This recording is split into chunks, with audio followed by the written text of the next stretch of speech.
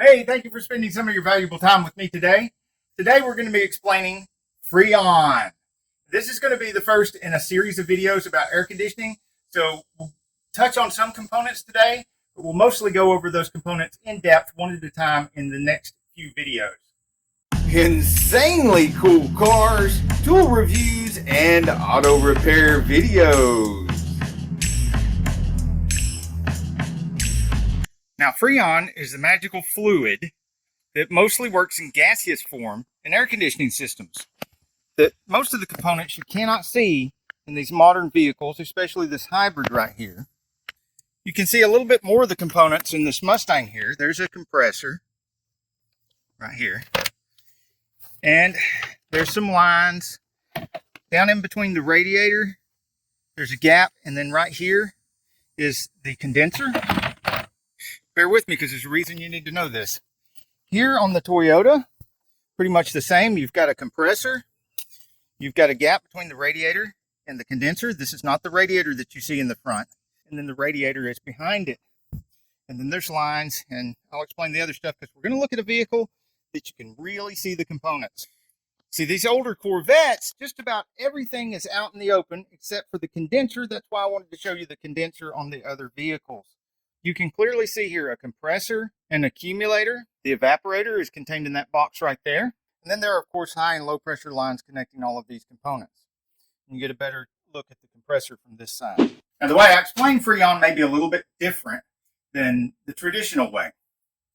Freon sitting in the system is in a liquid form. And you can see in any clear lighter like this, you have the liquid, which is probably butane in this one. And it's liquid down here, and you can see how full it is. I'll give you a closer look. And then there's gas from here up. Now, inside the air conditioning system, you've got a similar thing.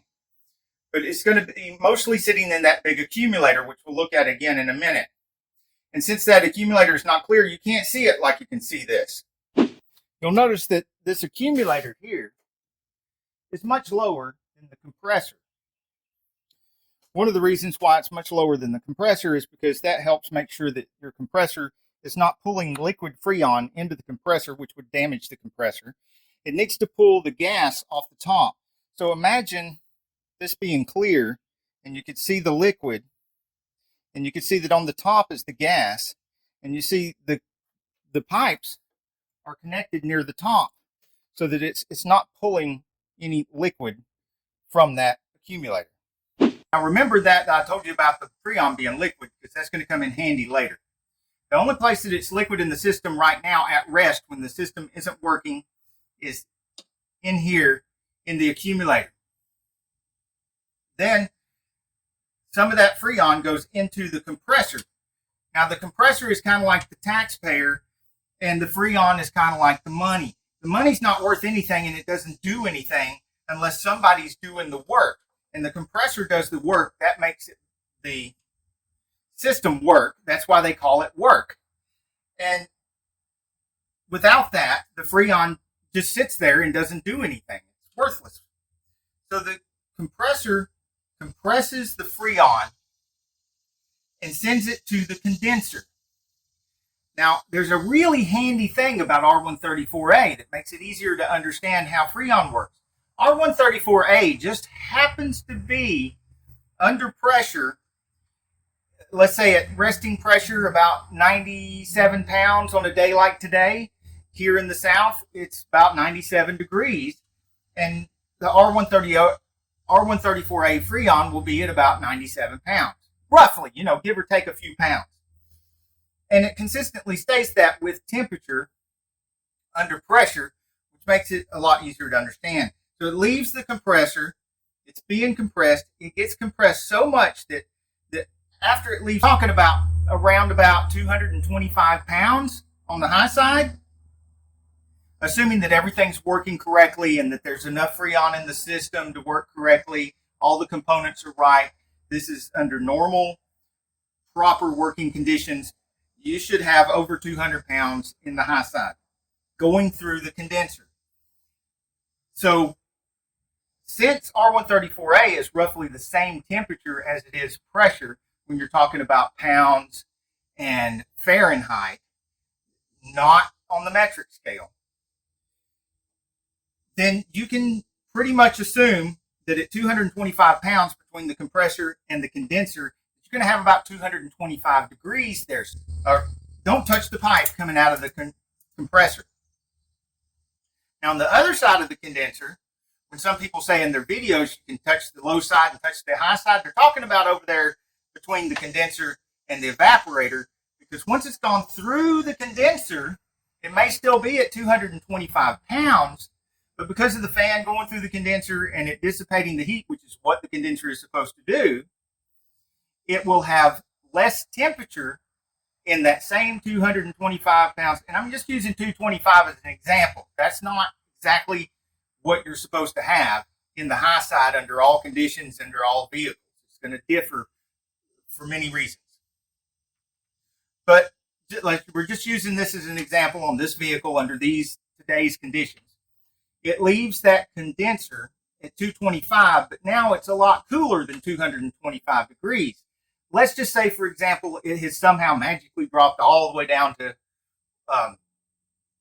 125 degrees. It's lost 100 degrees of temperature, which is not likely with 97 degrees of temperature running across it. Good round number. And it goes from the condenser over to either an orifice tube or a valve. Now, this is a GM, so it's probably just got an orifice tube, a simple orifice tube. But most cars are going to have a valve assembly right there, right before it goes into the evaporator. And what happens when it goes through that valve assembly or that orifice tube? It's still in liquid form, not in liquid form in the compressor. That would ruin the compressor. It's in liquid form going through the condenser. It's condensed into a liquid form. And when it goes through that orifice, it sprays out, kind of like that, and becomes a vapor again, a gas. And that gas now is like super cold compared to what it was before, because remember, it was regular room temperature when it was sitting there at rest, probably about 90 pounds at rest. You turn on the system, you compressed it, I don't want to say heated it, it changed its temperature to a higher temperature, then put that through the condenser, dissipated some of that heat without dissipating any of the pressure, and then came out. And then when you lower the pressure by putting it through an orifice tube or a valve, now it goes back down to an even lower pressure, which would make it a much lower temperature all on its own. But because it had lost heat here, now it's going down to a much lower temperature than it would have been. But you got to be careful not to go too low or you'll freeze up the evaporator. Turn it into a block of ice. You don't want that. And that evaporator looks kind of like a little bitty radiator. You got a blower motor, blows that across that really cold evaporator, puts that cold into the car, and then the freon comes out, goes over through the accumulator, which will also probably have a filter in here. So it may be called a filter dryer on your car, or it could just be called an accumulator. And then ends up going back into the compressor and starts the whole pattern over again. Now, if you hook gauges up on a system that's working properly, has the proper amount of freon in it, just hook them up like this, you do have to turn the valves to get the Schrader valves to open. You can see how we got about 95, 96 pounds here. Like I said, that's pretty consistent with our 97 degrees here in Georgia right now. And the very similar pressure over here on the high side. One of the most helpful things I ever learned about air conditioning and freon is that we go back to visualizing what's going on in the accumulator, and the freon is sitting there in a liquid state. If you hook your gauges up and you're looking at those resting pressures and you're seeing that there's the vapor is around 95, 97 pounds of pressure, that does tell you that there is some freon in there. But it doesn't tell you how much liquid freon is in there. So you really don't know how much freon is in it. It could be, when there's liquid freon in there, it could be this much liquid, or just a tiny bit of liquid. It's still going to have 97 pounds of vapor in there as long as it has at least a little bit of liquid. So the system could be severely under full. As long as it's not empty, it's going to have mostly the 90-something pounds of pressure during 90 degrees Fahrenheit. Of course, if it's only 70 degrees outside, it's probably going to show somewhere around 70 pounds of pressure, even if it's got mostly full of liquid freon or all the way full of liquid freon. It's not going to be any more than 70 pounds during 70-degree weather with 134A. Other freons may vary. And this, again, I'm talking Fahrenheit and pounds. Metric would be different. Okay, understanding that, we know that in order to know just how much freon is in there, because they don't make anything clear on the accumulator so that you can see how much liquid is in there. I'm not sure why they don't do that. Probably because just a metal container with no sight glass or anything probably lasts longer. My point is that we're not going to know until we get the system running. Luckily, this system works, and be able to see how the pressures behave when the system is working on the gauges, to be able to get an idea of how much liquid freon there is in the system. Now, this system is working properly, so I'm going to shut this on so you can see how the gauges behave.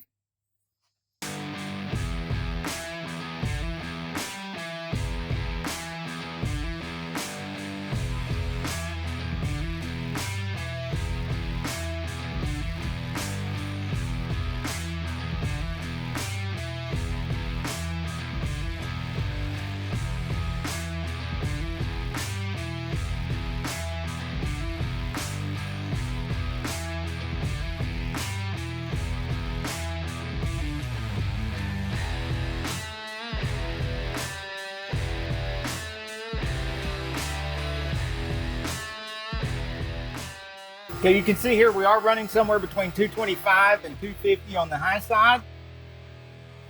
Both fans are working down here, and we've got over 30 pounds on the low side. And we have wonderfully nice cold air inside the car. And when you shut the system off, the pressures will start to equalize immediately. And it will take a little while, but this pressure will closely match this one after a few minutes. I plan on doing at least 5 or 6 more videos on air conditioning. I hope to see you there.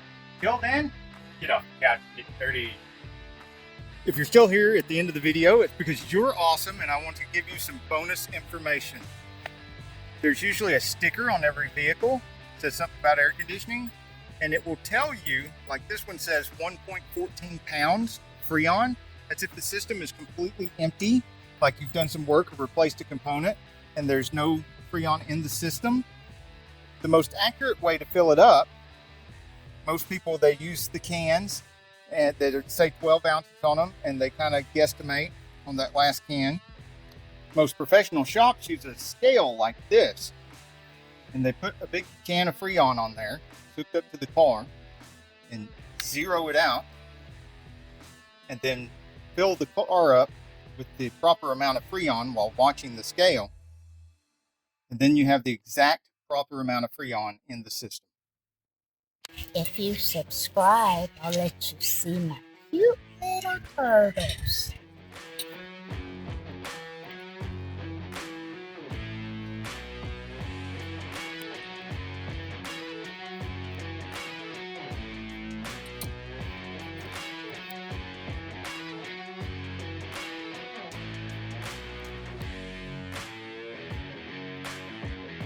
Hey, if you like this video, we got a whole lot more. We've got tool reviews, we've got repair videos, we've got show car videos, hot rods, mod rods, you name it.